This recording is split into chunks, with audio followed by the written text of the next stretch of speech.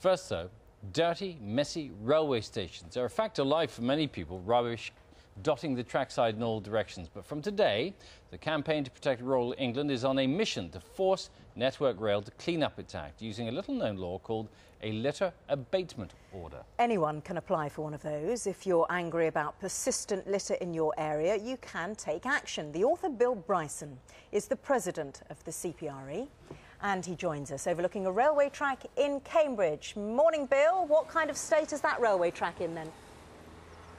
Well, it's a little bit cleaner today than it has been for the last 5 years, because I think they knew we were coming today.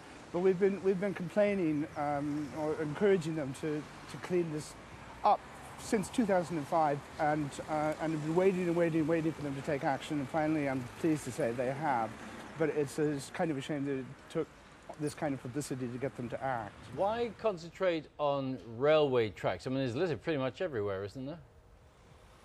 Yeah, I mean, this is, we could put our efforts all over the place.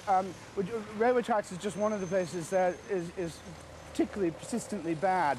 You know, Network Rail has a legal obligation to clean litter, and in most places, as far as I can see, it's not just that they don't do it often enough; they don't do it at all, and they're legally obliged to. This is a company whose 6 chief executives had bonuses of £2.4 million last year. They've got time to do that. I think it's not unreasonable for us to expect them to fulfil their legal obligations to provide a clean environment. We'll talk about those litter abatement orders which you want people to take out in just a sec. I just want to put Network Rail's point of view here. As one of Britain's biggest landowners, we remove thousands of tonnes of litter every year. If reported by the public, we aim to remove litter within 20 days. Well, I reported Cambridge Station in 2000. I've got letters here I can show you. I reported them in 2005 and asked them to take some action. They promised that they would. Cambridge City Council promised they would. Network Rail never responded to my letter at all. And I've been watching this. I go through Cambridge Station every week or so, and I've been watching this for better than 7 years now, and they haven't done it until this week. Are you suggesting that other people might think about taking up litter abatement orders in other areas? Yeah, absolutely. I mean, this is something that is every citizen's right to do. If you are confronted persistently with some sort of litter blight that you don't like, it's just your right to take out a litter abatement order.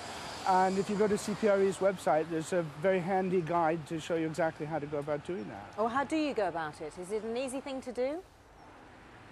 Is it an easy thing to do?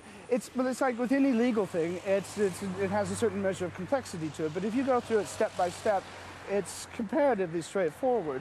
And usually what happens is that it's the threat of a litter abatement order that makes these duty bodies, as they're known, people who are responsible for public spaces, it's usually the threat of it that makes them finally get around to taking action, as they've done here this week. All right. All right, Bill. Thank you very much for joining us this morning. Thank you for having me.